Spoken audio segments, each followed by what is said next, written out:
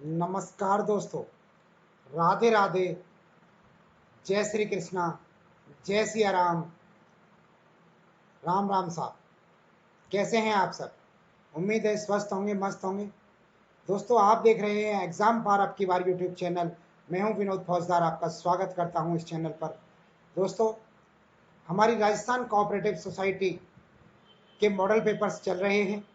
आज हम पांचवा मॉडल पेपर सॉल्व करने जा रहे हैं और आज हम कोशिश करेंगे 3 मॉडल पेपर सॉल्व करें, पांचवा, छठवां और सातवां। आज हम 3 मॉडल पेपर सॉल्व करने वाले हैं। आप हमारे साथ बने रहिए, लगातार बने रहिए। अभी सुबह के 8 बजे हैं और हमारा ये मॉडल पेपर स्टार्ट हो रहा है। दोस्तों, मेरा आपसे अनुरोध है, जिन लोगों ने अभी तक हमारे चैनल को सब्सक्राइब नहीं किया है वो सब्सक्राइब कर लें और हमारी वीडियोस में भी लाइक ठोका करें। लाइकों का अभाव रहता है हमारी वीडियोस के अंदर। दोस्तों, काफ़ी मेहनत लगती है वीडियोस को बनाने में। आपसे सिर्फ एक लाइक की उम्मीद करते हैं। आइए शुरू करते हैं हम पांचवा वीडियोस, पांचवा मॉडल पेपर हमारा। अगर इससे पहले के 4 आपने नहीं देखे तो हमारी प्लेलिस्ट के अंदर जाके देख लीजिए। पहला क्वेश्चन,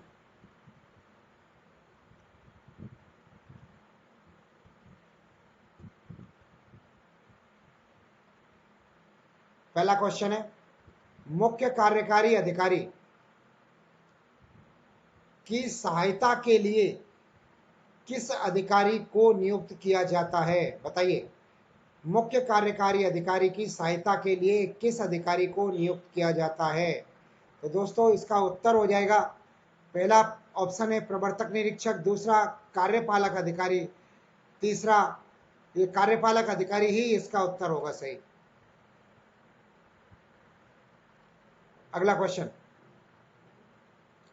सेकंड नंबर का, महाविद्यालय के छात्रों के लिए बनाई गई सोसाइटी के सदस्य हो सकते हैं, बालिग भी हो सकते हैं और नाबालिग भी हो सकते हैं।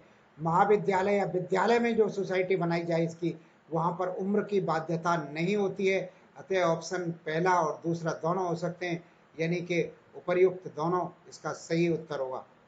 यानी कि ऑप्शन नंबर तीसरा जो है ये वाला सही उत्तर होगा, उपर्युक्त दोनों। तीसरा क्वेश्चन, कोई भी सदस्य जिसकी संपत्ति बंधक है वह अपनी संपत्ति का पूर्ण या उसके भाग को जब तक हस्तांतरित नहीं कर सकेगा, जब तक के जो भी बैंक होगी जिससे लोन ले रखा होगा उसकी संपूर्ण रकम मय ब्याज के भुगतान नहीं कर दी जाएगी, जब तक बंधक संपत्ति को लोन लेने वाला व्यक्ति बैंक से नहीं ले सकता है, बैंक से छुड़ा नहीं सकता है, हस्तांतरित नहीं करा सकता है। किसी दूसरे को भी उसको उस बंधक संपत्ति में इसका कुछ हिस्सा या संपूर्ण हिस्से को भी बेच नहीं सकता है, ट्रांसफर नहीं कर सकता है। अगला क्वेश्चन, 4 नंबर का, सरकार सहकारी सोसाइटी की सहायता किस प्रकार से कर सकती है? तो सरकार जो है सहकारी सोसाइटी की सहायता किस प्रकार कर सकती है, आइए देखते हैं। पहला ऑप्शन, ऋण पत्रों के मूलधन की राशि या ब्याज की गारंटी देकर, बिल्कुल सही बात है, इस प्रकार सहायता कर सकती है। दूसरा ऑप्शन, सहकारी सोसाइटी को उधार या अग्रिम देकर भी सहायता कर सकती है और प्रत्यय के रूप में सहकारी सोसाइटी की पूंजी अविदत करके भी सहायता कर सकती है। तो ये तीनों प्रकार से राज्य सरकार जो है, सरकार या राज्य सरकार जो है सोसाइटी की सहायता कर सकती है, सहकारी सोसाइटी के। तो इसका उत्तर हो जाएगा उपरोक्त सभी। अगला प्रश्न, 5 नंबर का, उधार लेने की रीति के व्यवहार को कार्रवाई के लिए कौन से न्यायालय में प्रस्तुत किया जाएगा? अगर उधार लेने वाले पर कोई कार्रवाई करनी है किसी भी प्रकार की, तो उसका बाद जो है सिविल न्यायालय में प्रस्तुत किया जाएगा। ये सिविल न्यायालय का केस है, सिविल न्यायालय में प्रस्तुत किया जाएगा।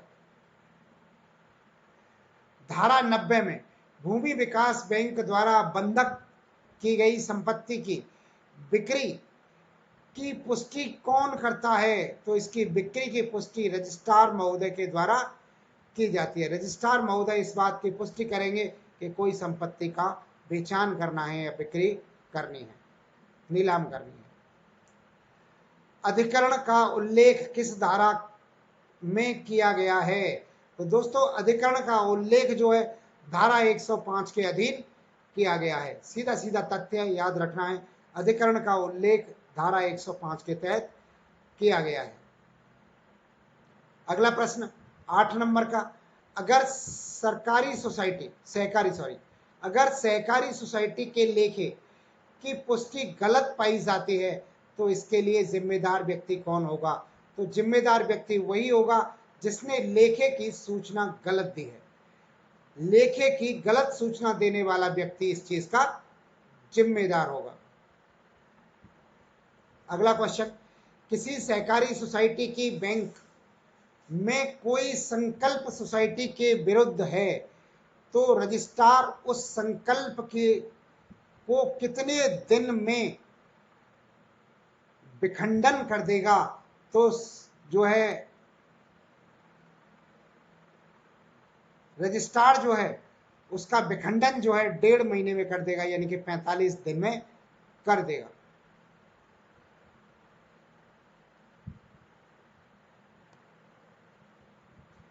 किसी सहकारी सोसाइटी की बैंक में कोई संकल्प सोसाइटी के विरुद्ध है तो रजिस्ट्रार इस संकल्प को कितने दिन में खंडित कर देगा, विखंडन कर देगा जो है, तो 45 दिन के अंदर कर देगा इसका। अगला क्वेश्चन, भूमि विकास बैंक भूमि का कितना प्रतिशत उधार लोन उपलब्ध करवाती है या करवा सकती है? तो अधिकतम 50%। जो भूमि की कीमत है उस भूमि की कीमत का अधिकतम 50% लोन उधार लेने वाले को दे सकती है। किस धारा के अंतर्गत आस्तियों और दायित्वों का अंतरण, विभाजन या समामेलन किया जा सकता है? तो किस धारा के अंतर्गत किया जा सकता है आस्तियों दायित्वों का समामेलन? तो दोस्तों ये किया जा सकता है धारा 12 के अंतर्गत। धारा 12 के अंतर्गत ऐसा किया जा सकता है। आस्तियों का, एसेट्स का या लायबिलिटीज का समामेलन या विभाजन, जो उनको ज्वाइंट किया जा सकता है या फिर उनका विभाजन किया जा सकता है। अगले प्रश्न की तरफ चलते हैं। अगला प्रश्न, प्रत्येक सहकारी समिति के द्वारा लेखों का वार्षिक विवरण तैयार किया जाएगा सहकारी वर्ष की समाप्ति के कितने दिन के बाद या कितने दिन के भीतर? तो प्रत्येक सहकारी समिति के द्वारा अपने लेखों का जो वार्षिक विवरण तैयार किया जाता है, balance sheet, profit and loss, trading accounts, ये सारी चीजें जो तैयार किए जाते हैं, ये वित्तीय वर्ष समाप्त होने के यानी कि 31 मार्च के 45 दिवस के भीतर, यानी कि 15 मई तक, हर हाल में 15 मई तक अपने लेखे तैयार होने चाहिए। अगला क्वेश्चन, सदस्यों के लिए आवेदन पत्र किस प्रारूप में शामिल किया जाता है? तो दोस्तों ये है इसका ऑप्शन, ध्यान रखना, प्रारूप ड के अंदर।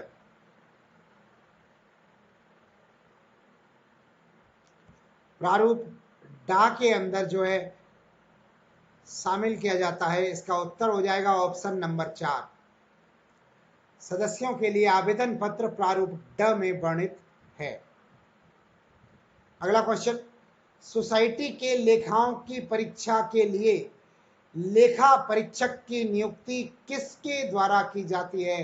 तो लेखा परीक्षक की नियुक्ति जो की जाती है वो रजिस्ट्रार महोदय के द्वारा की जाती है। इसका सही उत्तर हो जाएगा ऑप्शन नंबर 1। अगला क्वेश्चन,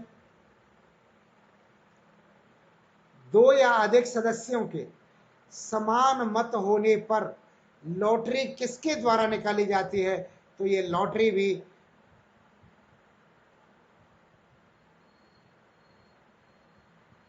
निर्वाचक अधिकारी के द्वारा निकाली जाती है।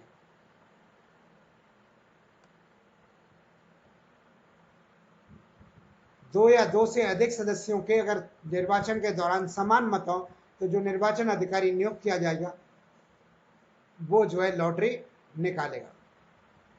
अगला प्रश्न 15 नंबर का, धारा 29 के अधीन सरकार की ओर से समिति के सदस्य के रूप में नाम निर्देशन करने के लिए प्राधिकारी कौन होगा? तो दोस्तों इसका प्राधिकारी होता है रजिस्ट्रार।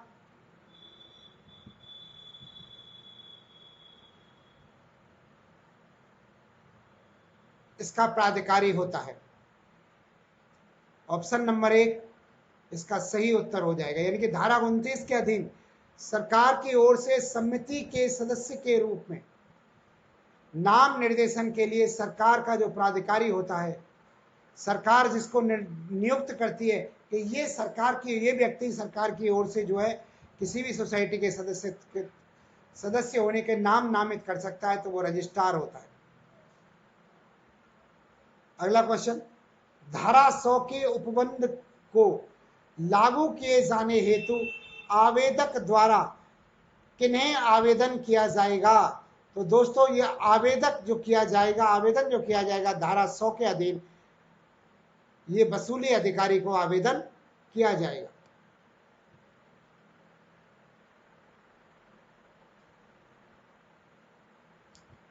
अगला क्वेश्चन,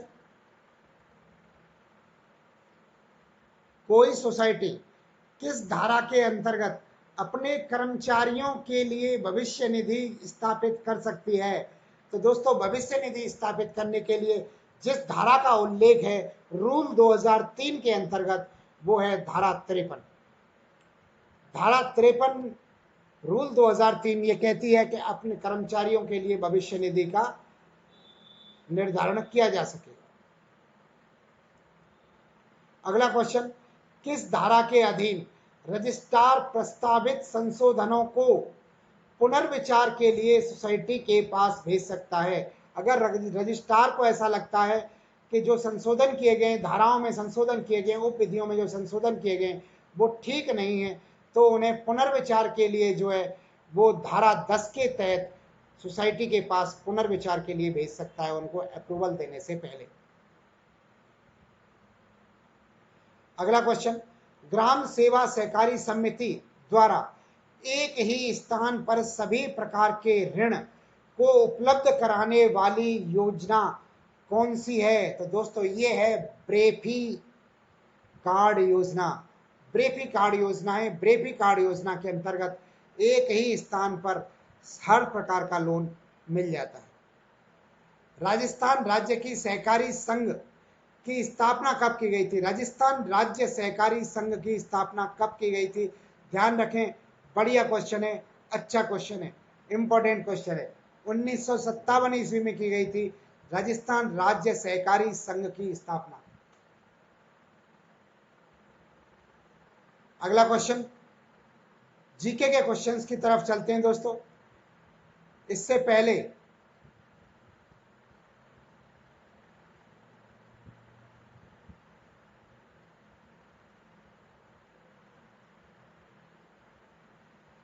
हम जीके के प्रश्न स्टार्ट करें, मैं आपको बता देना चाहता हूं इन क्वेश्चंस के आंसर आपको पीडीएफ में नहीं मिलेंगे। इन क्वेश्चंस के आंसर आपको वीडियोस के अंदर देखने पड़ेंगे। आप वीडियोस के अंदर से चाहो तो उन क्वेश्चंस को आप नोट कर सकते हो, आंसर्स को अपनी कॉपी में, या फिर आप चाहें तो जब प्रिंट आउट निकाल लो तो वीडियोस के अंदर से निशान लगा सकते हो। दोस्तों पहला क्वेश्चन है हमारा, राजस्थान में अशोक का अभिलेख कहां से प्राप्त होता है? बताइए उत्तर। अशोक के अभिलेख राजस्थान के अंतर्गत कहां से प्राप्त हुए थे? ऑप्शन है बड़ली से, बरनाला से, बैराट से, या बूझकला से। कौन सा ऑप्शन सही है? तो दोस्तों बैराट से प्राप्त हुए थे। बैराट सभ्यता से जो है अशोक के शिलालेख प्राप्त हुए थे, अभिलेख प्राप्त हुए थे। अगला क्वेश्चन, निम्नलिखित में से राजस्थान के किस स्थान पर सोमेश्वर मंदिर स्थित है? बताइए। सोमेश्वर महादेव मंदिर, महादेव है, महादेव का मंदिर है। सोमेश्वर महादेव का मंदिर कहां पर है?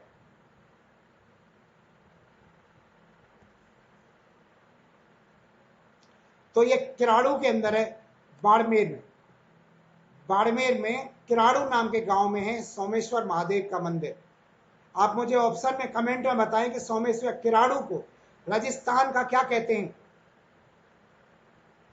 राजस्थान का खाली जगह क्या कहते हैं किराड़ू को, आप कमेंट्स के अंदर बताइए ये चीज।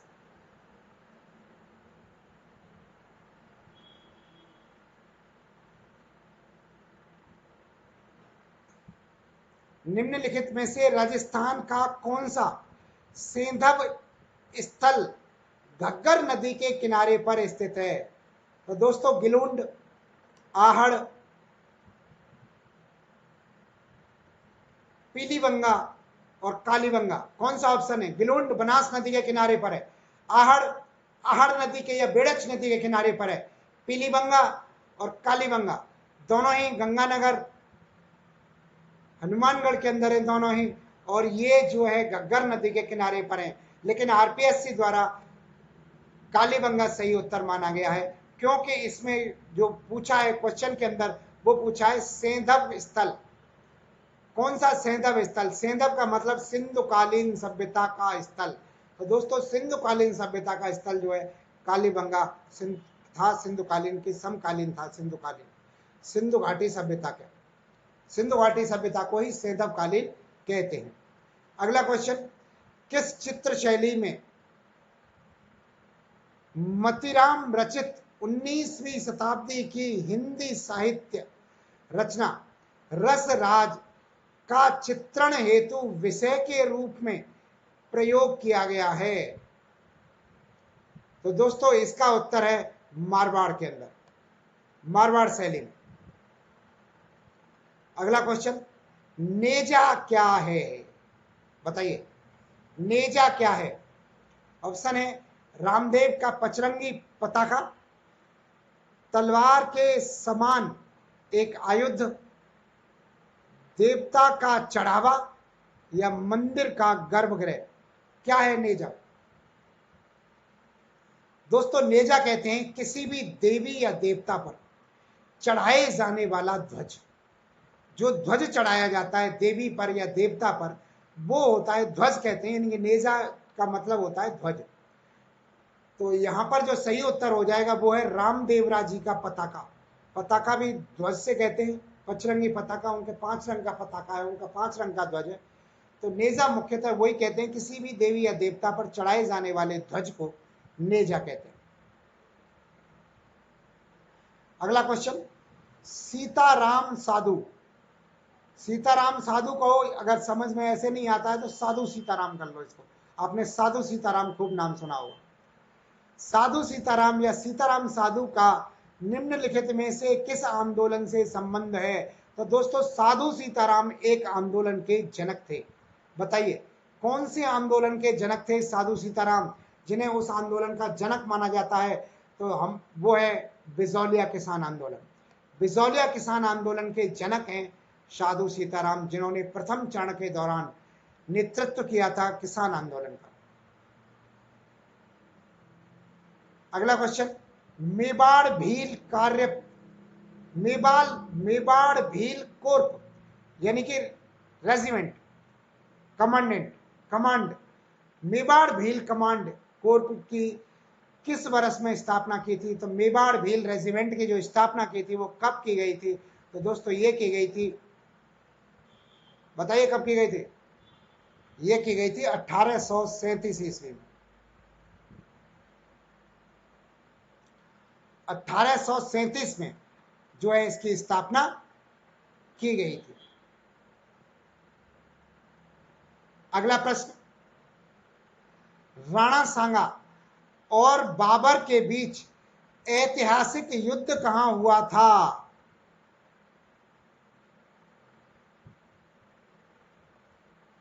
बताइए।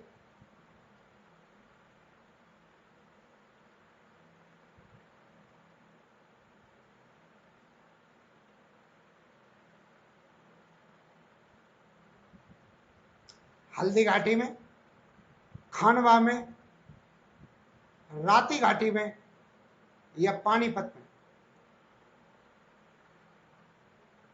तो दोस्तों राणा सांगा और बाबर की सेनाओं में जो युद्ध हुआ था वो खानवा के अंदर हुआ था सन 1527 ईस्वी में। अगला क्वेश्चन, हाल ही में राजस्थान के उच्च न्यायालय ने अति पिछड़ा वर्ग को 5% आरक्षण के मामले में राज्य सरकार के निर्णय को जिस परीक्षा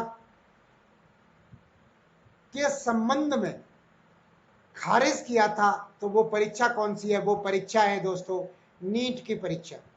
नीट की परीक्षा में जो है 5% रिजर्वेशन नहीं दिया था गुर्जरों को। गुर्जरों को जो अति पिछड़ा वर्ग में अलग से शामिल किया गया है एसवीसी में, जो है इनको जो है एमबीसी, सॉरी अब उनका नाम एमबीसी हो गया है, उसमें जो है नीट के अंदर इन्हें रिजर्वेशन नहीं दिया गया था। और ये हाल ही में नहीं है, ये 2017-18 के दौरान की बात है। इसमें उस समय पे जो पेपर हुआ था जब हाल ही में था, लेकिन ये जो घटना है वो 2017-18 की है।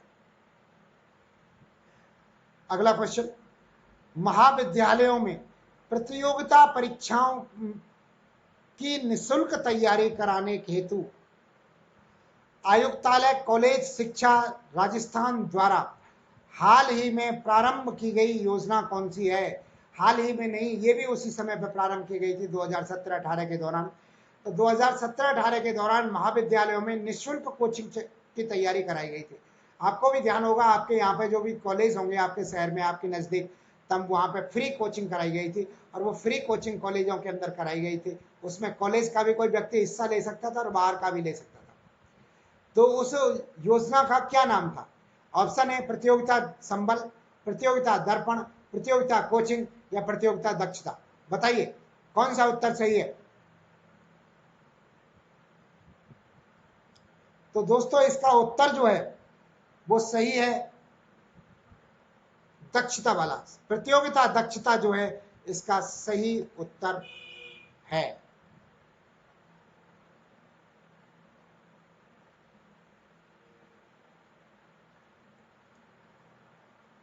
अगले ऑप्शन की तरफ चलते।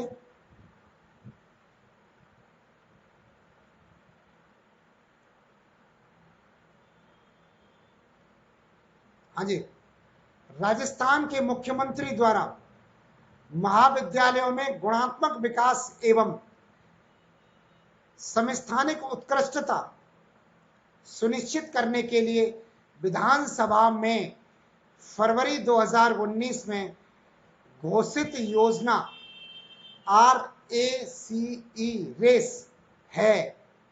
तो बताइए क्या है? रेस की फुल फॉर्म बतानी है आपको। रेस की फुल फॉर्म क्या है? तो दोस्तों रेस की फुल फॉर्म जो है वो है रिसोर्स असिस्टेंट कॉलेज एक्सीलेंट। इस योजना का शुभारंभ किया था 2018 में, फरवरी 2019 में, फरवरी 2019 में जो है मुख्यमंत्री महोदय के द्वारा। दोस्तों इससे पहले हमने एक क्वेश्चन पढ़ा था, महाविद्यालय के अंदर प्रतियोगी परीक्षाओं में निःशुल्क तैयारी के लिए जो प्रतियोगिता चलाई गई थी, वो चलाई थी प्रतियोगिता दक्षता के नाम से, जो है एक योजना चलाई थी जिसमें कोचिंग क्लासेस फ्री चलाई गई थी। एक क्वेश्चन मेरे को आपसे पूछना है यहाँ पर, वो क्वेश्चन ये है कि आज भी यूनिवर्सिटीज के अंदर इस तरह की एक ऑनलाइन योजना चलाई जा रही है, ऑनलाइन तैयारी के लिए योजना चलाई जा रही है, जहां पर कैरियर काउंसलिंग भी की जाती है और प्रतियोगिता परीक्षाओं की तैयारी भी की जाती है। उसके लिए यूनिवर्सिटियों के द्वारा, यूनिवर्सिटी ऑफ राजस्थान के द्वारा एक यूट्यूब चैनल बनाया गया।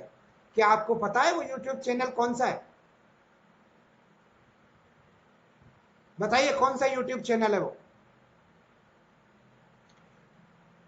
राजस्थान विश्वविद्यालय द्वारा एक यूट्यूब चैनल बनाया गया इसके लिए। दोस्तों उसका नाम है ज्ञान सुधा। ज्ञान सुधा के नाम से यूट्यूब चैनल बनाया गया है, जिस पर कि वो प्रतियोगी परीक्षाओं की निःशुल्क तैयारी कराते हैं। ज़्यादातर कैरियर काउंसलिंग होती हैं और कभी कभी किसी यूनिवर्सिटी के चांसलर वगैरह इनके भी लेक्चर्स होते हैं अपने अपने सब्जेक्ट के ऊपर। अगला क्वेश्चन, राजस्थान के मुख्य निर्वाचन अधिकारी कौन हैं? तो दोस्तों इसमें जो ऑप्शन दिए हुए हैं ये सारे ऑप्शन पुराने हो गए हैं और वर्तमान में इस समय कोई भी इनमें से निर्वाचन अधिकारी नहीं है। आप वर्तमान के निर्वाचन अधिकारी का नाम नोट कर लें, वो है प्रवीण गुप्ता। सीनियर आईएएस प्रवीण गुप्ता जो है इस समय पर राजस्थान के निर्वाचन अधिकारी हैं। तो 72 नंबर के क्वेश्चन में प्रवीण गुप्ता आंसर है इसका, वर्तमान परिप्रेक्ष्य में प्रवीण गुप्ता। ऑप्शन नंबर पहला मत समझ लेना, इसमें जो मैंने निशान लगाया है इस हिसाब से। अगला क्वेश्चन, राजस्थान के संदर्भ में प्लग एंड प्ले फैसिलिटी किसके संबंध में है? बताइए, राजस्थान में प्लग एंड प्ले का संबंध किससे है? क्या है प्लग एंड प्ले? तो दोस्तों ये है प्रदूषण रहित विनिर्माण उद्योग हेतु एक योजना थी प्लग एंड प्ले करके, जो प्रदूषण रहित विनिर्माण उद्योग के लिए लागू की गई थी। तो इसका उत्तर हो जाएगा ऑप्शन नंबर 2। अगला प्रश्न, एशियाई खेल 2018 के अनुसार निम्नलिखित को सुमेलित कर सही कोड का चुनाव करें। बताइए दोस्तों, एक तरफ खिलाड़ी दिए हुए हैं, एक तरफ खेल दिए हुए हैं, तो कौन से खेल से कौन सा खिलाड़ी सुमेलित है?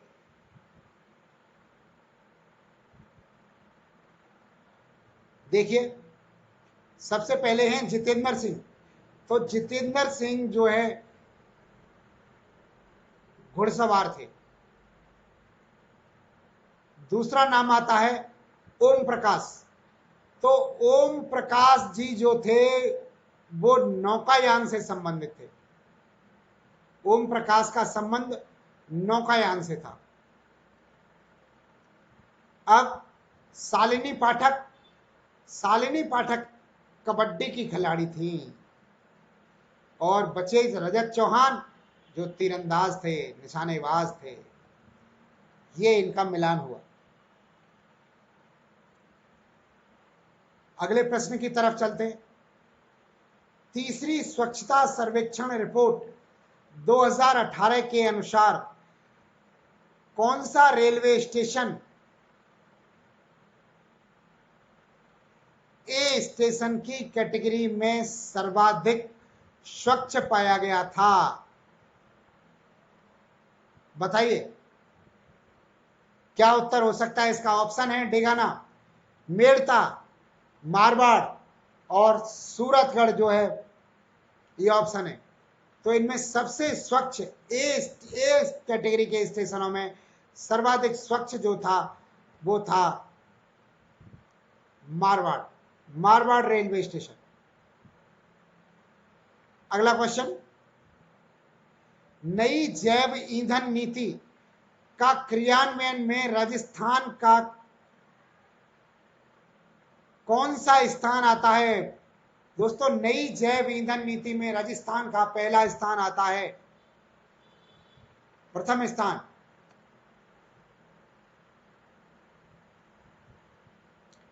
इसके क्रियान्वयन में।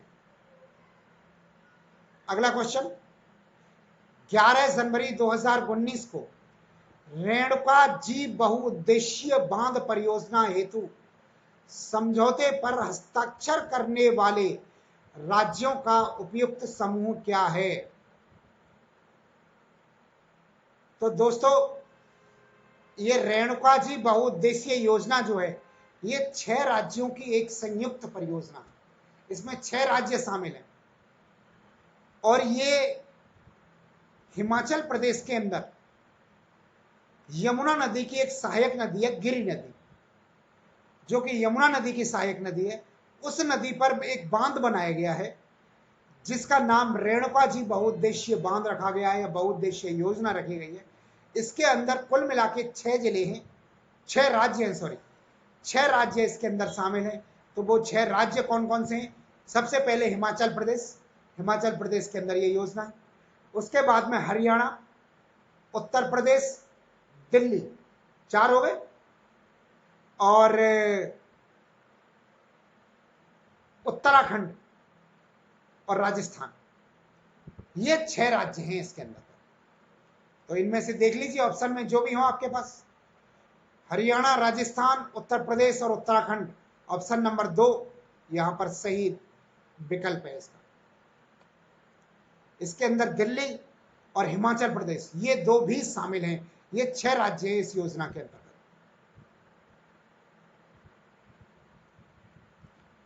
अगला क्वेश्चन, मानव संसाधन विकास मंत्रालय द्वारा युवाओं के प्रशिक्षण एवं कौशल वर्धन हेतु फरवरी 19 में प्रारंभ की गई योजना का नाम क्या है?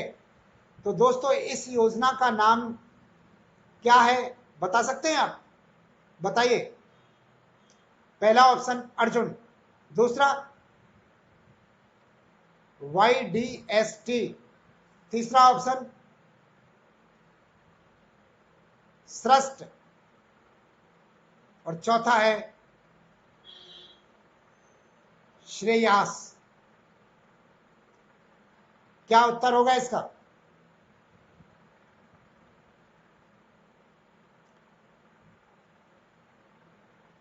कोई अंदाजा? इस योजना का जो उत्तर होगा वो होगा श्रेयस। श्रेयस योजना प्रारंभ की थी फरवरी 2019 में। मानव संसाधन विकास मंत्रालय के द्वारा कौशल प्रशिक्षण के लिए जगह जगह ट्रेनिंग कराई गई थी, इंस्ट्रूमेंटों में, इंस्टीट्यूट्स के अंदर, और प्रयास किया गया था इंस्टीट्यूटों से कि वहाँ पे वो रोजगार दें।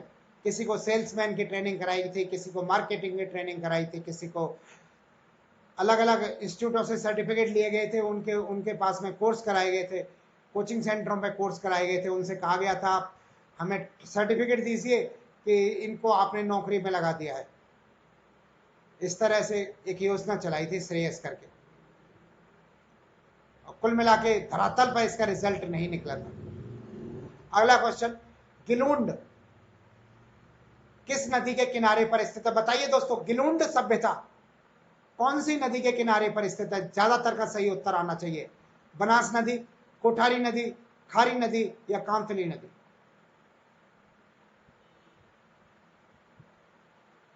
हाँ जी, बनास नदी इसका सही उत्तर है।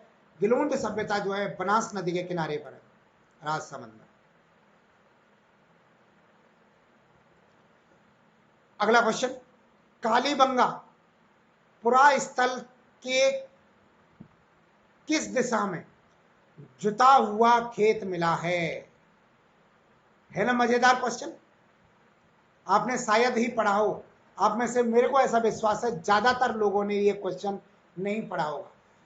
मेरे को ऐसा भी विश्वास है सब लोगों ने ये पढ़ा होगा कि कालीबंगा में जुते हुए खेतों के अवशेष मिले हैं।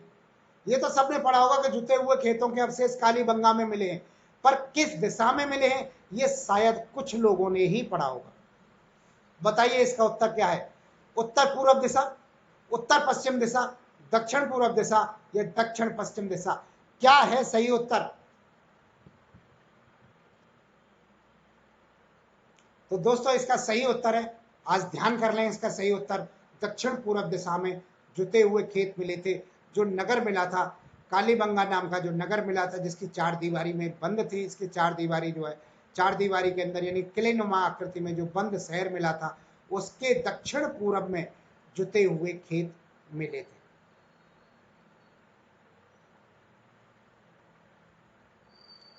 अगला क्वेश्चन, राव मालदेव के संबंध में कौन सा कथन सही नहीं है? पढ़िए कथन और बताइए।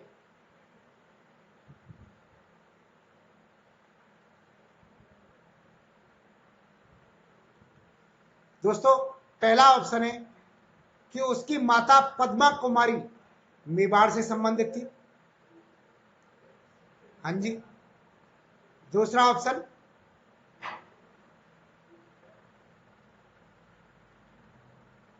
एक मिनट,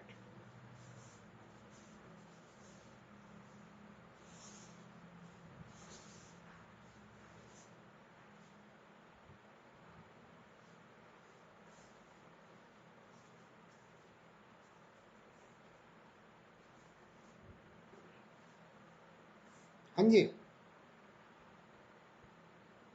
दूसरा ऑप्शन,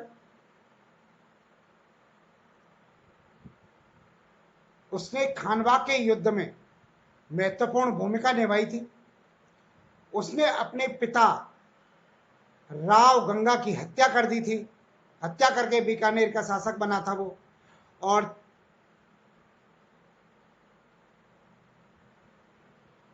बीकानेर का नहीं, मारवाड़ का शासक बना था। और चौथा ऑप्शन, उसने बीकानेर के राव जैतसी को परास्त किया था। क्वेश्चन में हमसे पूछा गया है कौन सा कथन सही नहीं है। दोस्तों, आरपीएससी ने यह क्वेश्चन डिलीट कर दिया था, आरपीएससी के द्वारा यह क्वेश्चन डिलीट कर दिया गया था। रीजन, मुझे लगता है कि इसके सारे क्वेश्चन सही है। आपके हिसाब से क्या है, आप जरूर बताएं। मेरे हिसाब से सारे ऑप्शन इसके सही हैं, कोई ऑप्शन इसमें गलत नहीं है, इसलिए ये क्वेश्चन डिलीट कर दिया गया था। अजमेर के चौहान राजा जिसने अजमेर में संस्कृत महाविद्यालय स्थापित किया था, संस्कृत पाठशाला की स्थापना की थी, कौन सा अजमेर का चौहान शासक था?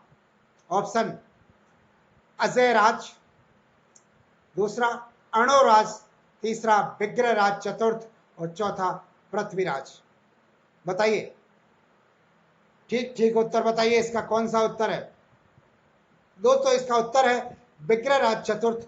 विग्रहराज चतुर्थ के द्वारा संस्कृत पाठशाला का निर्माण कराया गया था, जिससे कि बाद में कुतुबुद्दीन ऐबक ने 2.5 दिन के झोंपड़े में कन्वर्ट कर दिया था। बाद में ये जो पाठशाला है 2.5 दिन के झोंपड़े के नाम से फेमस है आज की डेट में। यही संस्कृत पाठशाला जो है 2.5 दिन के झोंपड़े में कन्वर्ट हुई थी। कुंभा का गुजरात के साथ संघर्ष का प्रारंभिक कारण क्या था? तो दोस्तों, कुंभा का जो प्रारंभिक कारण था वो था नागौर विवाद। नागौर के विवाद के कारण जो है कुंभा का गुजरात से संघर्ष हुआ था, संघर्ष का प्रारंभिक कारण रहा था। अगला क्वेश्चन, मेवाड़ के महाराजा प्रताप के विरुद्ध अंतिम मुगल आक्रमण का नेतृत्व किसने किया था? तो प्रताप के विरुद्ध, महाराणा प्रताप के विरुद्ध जो है मेवाड़ में मुगल सेना का जो है नेतृत्व किसने किया था? लास्ट में, सबसे लास्ट में, अंतिम आक्रमण में, तो वो किया था जगन्नाथ ने। जगन्नाथ के द्वारा ऐसा किया गया था।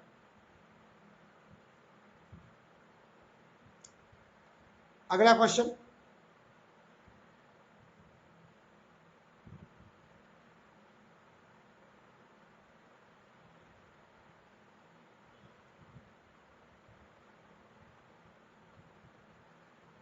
निम्न को सुमेलित कीजिए और नीचे दिए गए कूटों की सहायता से सही विकल्प चुनिए। एक तरफ संत दिए हुए हैं और एक तरफ उनके स्थान दिए हुए हैं। बताइए, कौन सा संत किस स्थान पर पैदा हुआ था? हमें यह बताना है, कौन सा संत जो है किस स्थान पर पैदा हुआ था। तो दोस्तों, संतों के नाम है रामदास, जसनाथ, दरियाब और चरणदास। बताइए दोस्तों, आपने जसनाथ जी का नाम तो जरूर याद होगा आपको कि जसनाथ जी कतरिया सर में पैदा हुए थे, ये तो आपको पता ही होगा। और मैं ऐसा भी उम्मीद कर सकता हूं कि चरणदास की भी आपको पता होगा कि चरणदास जो है वो डेहरा के अंदर पैदा हुए थे। अब बचे दो, रामदास और दरिया। दोस्तों, रामदास जी जो है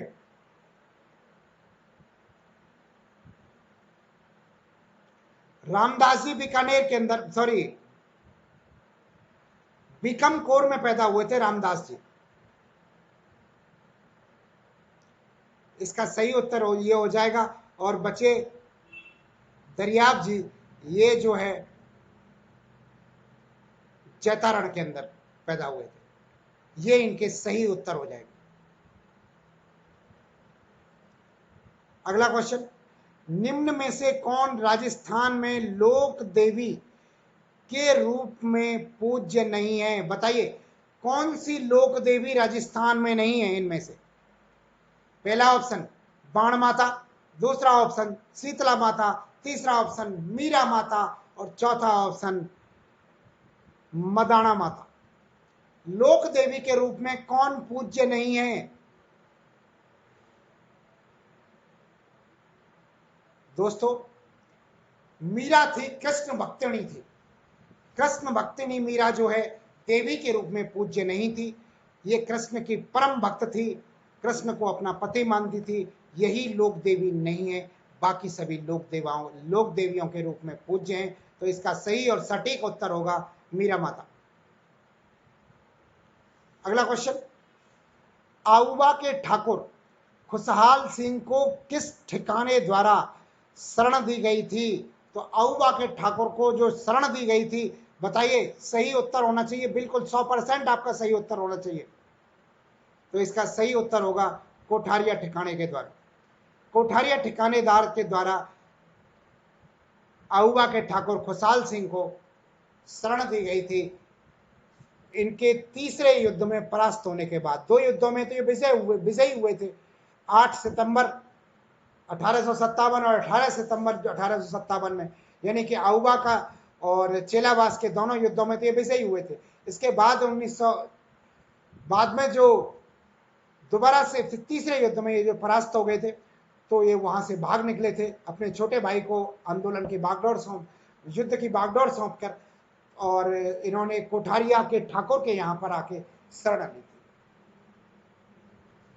अगला क्वेश्चन, निम्न आंदोलनों के प्रारंभ वर्ष में कौन सा सही नहीं है? बताइए दोस्तों कौन सा सही नहीं है? बिजौलिया आंदोलन कब प्रारंभ हुआ था? आप में से सबको पता होगा कि 1857 ईस्वी को, 97 ईस्वी को प्रारंभ हुआ था। सबसे लंबा चलने वाला किसान आंदोलन है बिजौलिया किसान आंदोलन। भारत का सबसे लंबा चलने वाला 1897 से लेके 1941 ईस्वी तक 44 वर्ष चला था। दूसरा सीकर आंदोलन, इसे शेखावाटी किसान आंदोलन भी कहते हैं, सीकर आंदोलन को, या शेखावाटी किसान आंदोलन, सीकर आंदोलन, ये कब प्रारंभ हुआ था? आप बताइए, प्रारंभ होने का हमें वर्ष पूछना है। तीसरा दावड़ा घटना, दावड़ा घटना 1947 ईस्वी में हुई थी। ये भी सही ऑप्शन है इसमें, यानी कि पहला ऑप्शन सही है, बिजौलिया का आंदोलन 1897 में हुआ था। तीसरा दावड़ा घटना जो हुई थी, ये भी जो है 1947 ईस्वी के अंदर हुई थी, ये भी ऑप्शन सही है। और चौथा ऑप्शन चंडावल घटना कब हुई थी? अब मैंने दो ऑप्शन छोड़े हैं आपके लिए, चंडावल घटना और सीकर आंदोलन। दोस्तों इसमें जो तारीख दी हुई है, इसमें जो सन दिया हुआ है, वो सीकर आंदोलन का जो इसमें दिया हुआ है ये नहीं है। सीकर आंदोलन या शेखावाटी आंदोलन जो हुआ था, वो हुआ था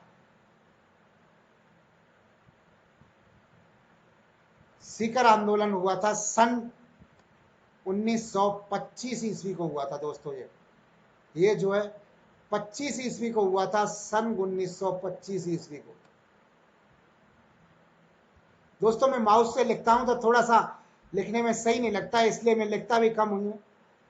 तो पर ये 1925 में हुआ था, ये जो है, ये आप ध्यान रखें।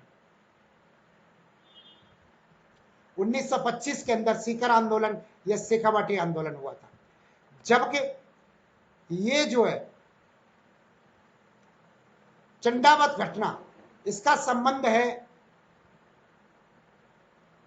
मारवाड़ आंदोलन से, मारवाड़ किसान आंदोलन से इसका संबंध है। और ये घटना जो हुई है, ये घटना हुई है 1942 के अंदर,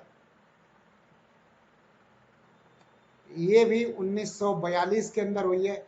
इसका सही उत्तर कोई भी नहीं है, दो उत्तर इसमें गलत है, इसलिए आरपीएससी द्वारा ये क्वेश्चन भी डिलीट कर दिया गया था।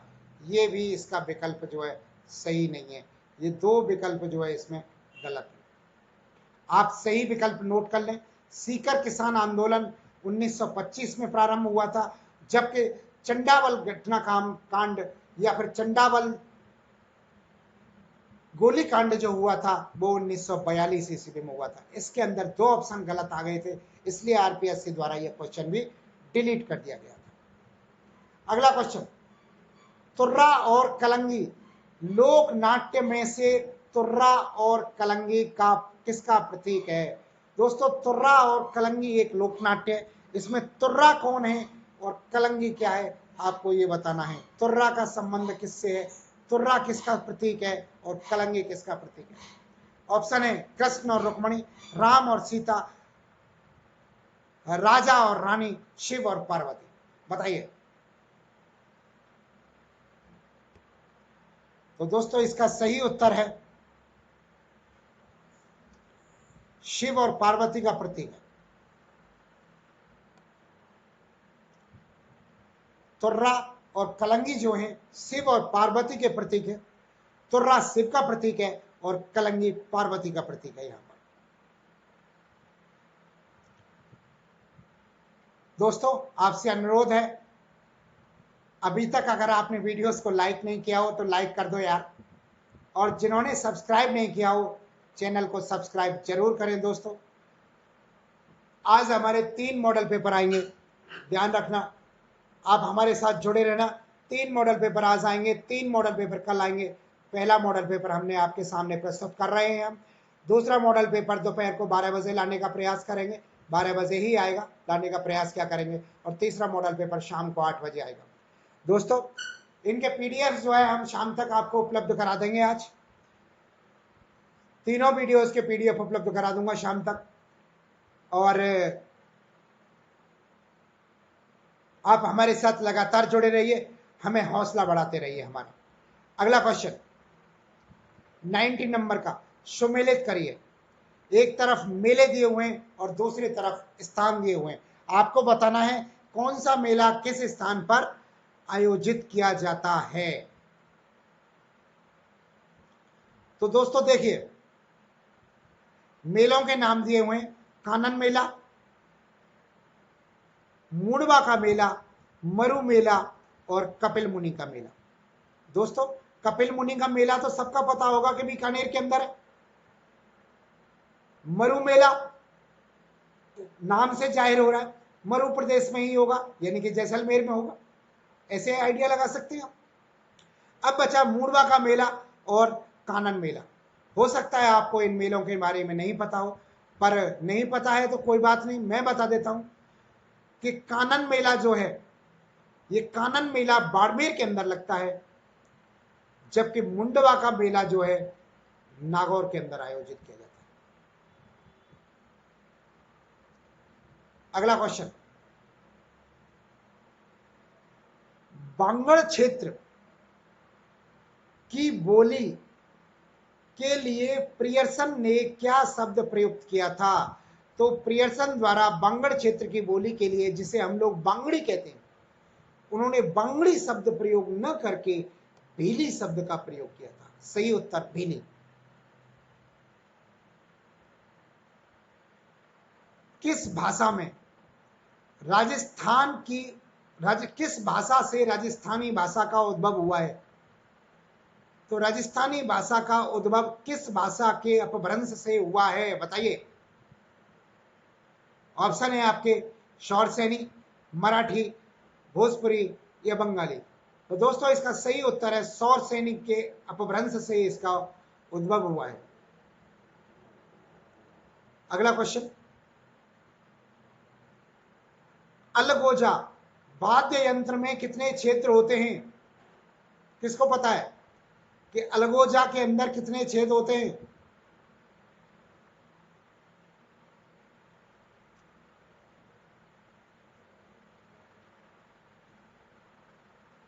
तो दोस्तों, यहां पर अलगोजा में विषमता पाई जाती है, किसी में 6, किसी में 7 छेद होते हैं, 5 छेद होते हैं, अलग अलग होते हैं। ये क्वेश्चन भी आरपीएससी के द्वारा डिलीट किया गया था।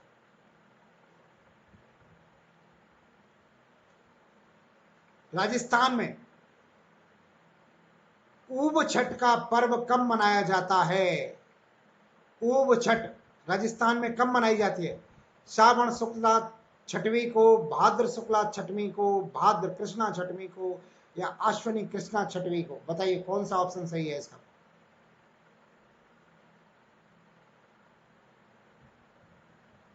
तो दोस्तों ऊब छठ जो मनाई जाती है, ये मनाई जाती है भाद्रपद कृष्ण छठवीं को।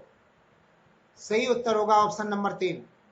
अगला क्वेश्चन, सूर्यमल मिश्रण, सूर्यमल मिश्र के द्वारा लिखित वंश भास्कर, वंश भास्कर पुस्तक जो है सूर्यमल मिश्र ने लिखी थी, लेकिन इसको ये पूरा नहीं कर पाए थे। पूरी करने से पहले ये इनका देहांत हो गया था। तो इस पुस्तक को किसने पूर्ण किया था? सूर्यमल मिश्र द्वारा लिखित पुस्तक वंश भास्कर को किसने पूर्ण किया था? ऑप्शन है कर्णिदान ने, मुरारीदान ने, वीरभाण ने या शिवदान ने। बताइए कौन से दान ने पूर्ण किया था इसको?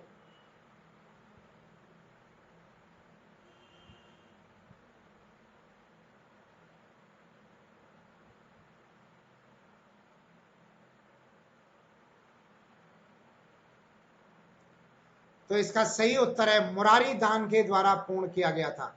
इस किताब को मुरारी दान के द्वारा, सॉरी, इस ग्रंथ को जो है मुरारी दान के द्वारा पूर्ण किया गया था।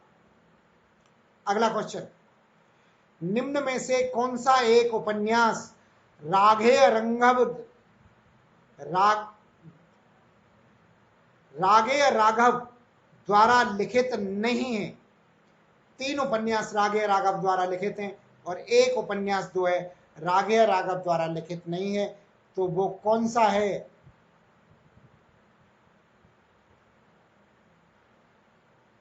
दोस्तों इसका सही उत्तर होगा मिट्टी का कलंक। मिट्टी का कलंक जो है राघेय राघव द्वारा लिखित नहीं है। अगला क्वेश्चन, निम्न में से कौन सा एक लोकगीत राजस्थान के पर्वतीय क्षेत्र में नहीं गाया जाता है? तो पर्वतीय क्षेत्र में कौन सा लोकगीत गाया जाता है? तो कुर्जा नहीं गाया जाता। कुर्जा कहां गाया जाता है? मारवाड़ में गाया जाता है शायद, कंफर्म बताइए। मेरे को ऐसा याद है मारवाड़ में गाया जाता है कुर्जा जो।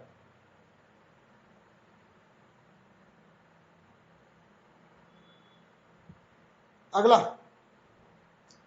राजस्थान पर्यटन विकास निगम लिमिटेड की स्थापना कब की गई थी?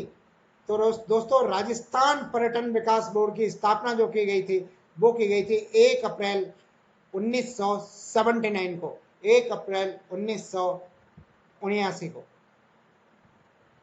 पर्यटन विकास निगम की स्थापना की गई थी।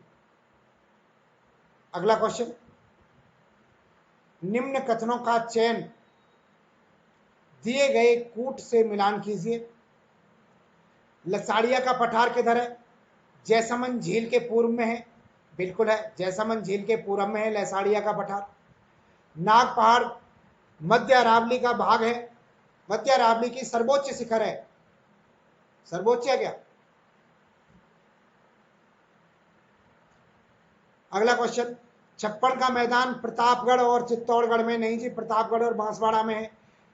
शिवपुर घाट और बड़दर्रा अरावली के दर्रे हैं क्या? नहीं जी। तो ये ऑप्शन डिलीट कर दिया था आरपीएससी के द्वारा, ये क्वेश्चन में डिलीट किया गया था। हो सकता है इसके ऑप्शंस में से मैच नहीं कर रहे हो, ये ऑप्शन जो गलत लग गए हो, या जैसे भी उन्होंने डिलीट किया था ये क्वेश्चंस जो है डिलीट कर दिया गया।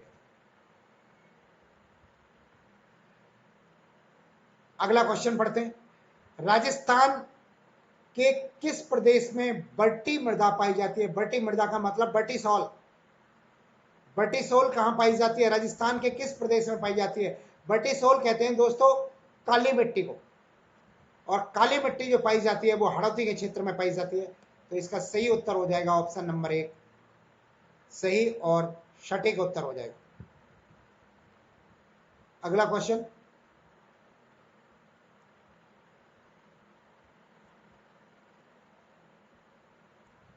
तो दोस्तों ये था हमारा आज का वीडियो। आपने हमारा साथ दिया, इसके लिए आपको बहुत बहुत धन्यवाद। वीडियोस देखने के लिए आपका शुक्रिया। जय हिंद, जय भारत। अभी मिलेंगे 2-3-4 घंटे बाद, हम फिर दोबारा मिलेंगे 12 बजे। कहीं नहीं जाइएगा, हमारे साथ जुड़े रहिए। जय हिंद, जय भारत।